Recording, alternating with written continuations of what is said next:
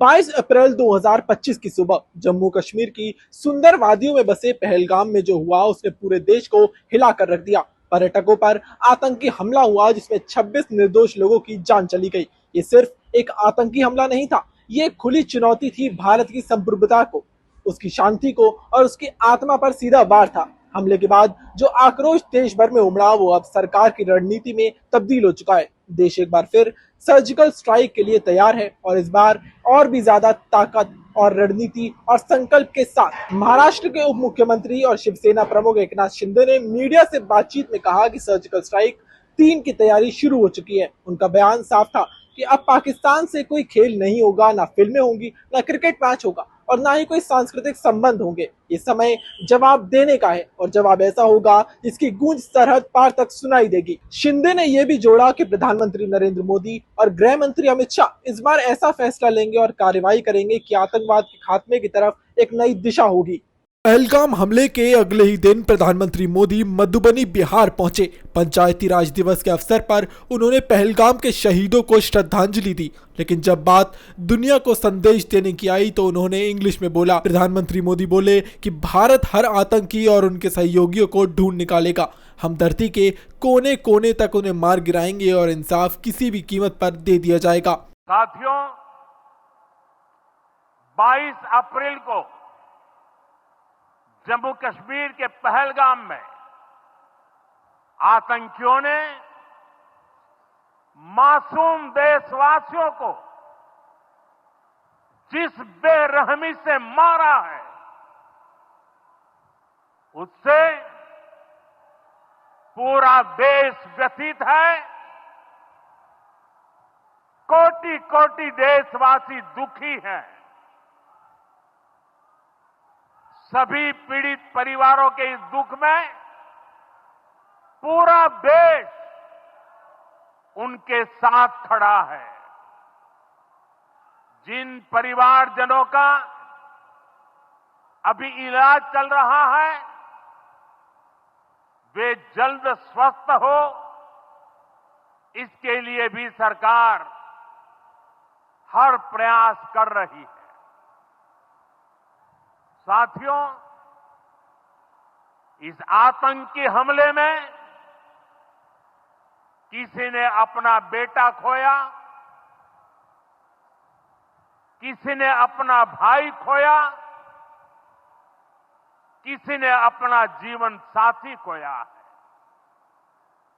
उनमें से कोई बांग्ला बोलता था, कोई कन्नड़ा बोलता था, कोई मराठी था, कोई ओडिया था, कोई गुजराती था, कोई यहां बिहार का लाल था।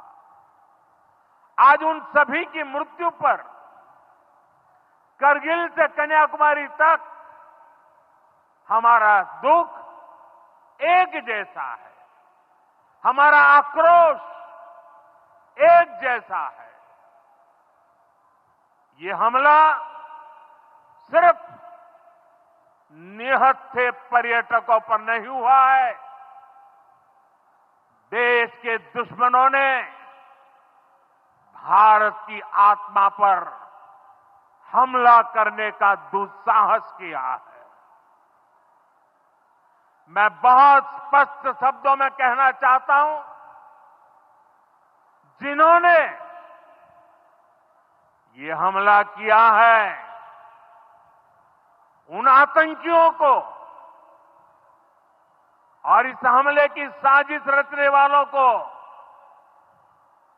उनकी कल्पना से भी बड़ी सजा मिलेगी।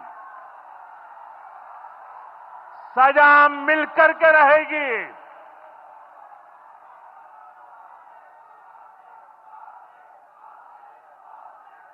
अब आतंकियों की बची खुची जमीन को भी मिट्टी में मिलाने का समय आ गया है।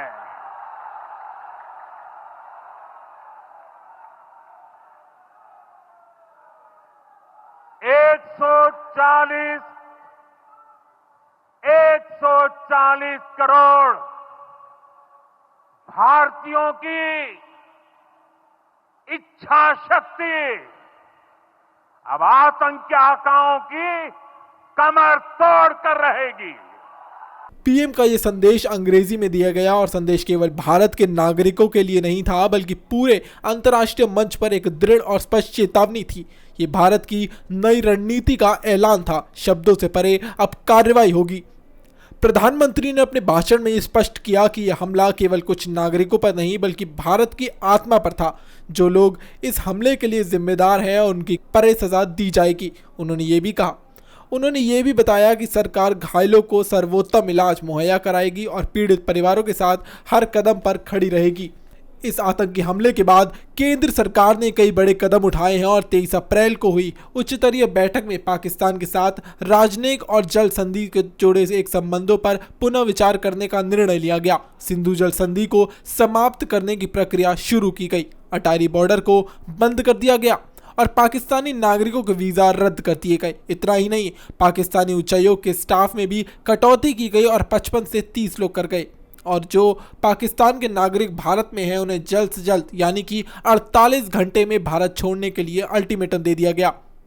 इन कदमों के साथ ही सेना और सुरक्षा एजेंसियों भी एक्शन मोड में आ चुकी हैं। कश्मीर में बड़े स्तर पर सर्च ऑपरेशन चलाए जा रहे हैं और संभावित आतंकी ठिकानों की पहचान की जा रही है। सूत्रों के अनुसार इस बार की सर्जिकल स्ट्राइक से सीमित जवाबी हमला नहीं होगी बल्कि यह आतंकवाद के पूरे इकोसिस्टम को खत्म करने के लिए एक रणनीति मुहैया होगी। इसका नाम ही काफी है, सर्जिकल स्ट्राइक 3.0।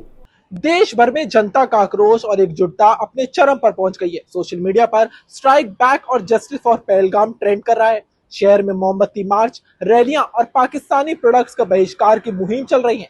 भारत की जनता अब सिर्फ जवाब नहीं चाहती, उसे न्याय चाहिए और वो भी बिना किसी देरी के। प्रधानमंत्री मोदी ने दुनिया के नेताओं और नागरिकों का धन्यवाद करते हुए कहा कि जो देश मानवता में विश्वास रखता है वो भारत के साथ है। उन्होंने दुनिया को यह संदेश भी दिया कि भारत अब चुप नहीं बैठेगा। ये लड़ाई सिर्फ सीमा पार नहीं बल्कि उस मानसिकता के खिलाफ है जो आतंकवाद को पालती पोसती रही है। अंत में यही कहा जा सकता है कि पहलगाम इस त्रासदी ने भारत को फिर से एक बार हिला कर रख दिया, एक उद्देश्य, एक आवाज और एक लक्ष्य के लिए तैयार कर दिया। और जब देश एक होता है तब दुश्मन का कोई भी मंसूबा कामयाब नहीं हो सकता।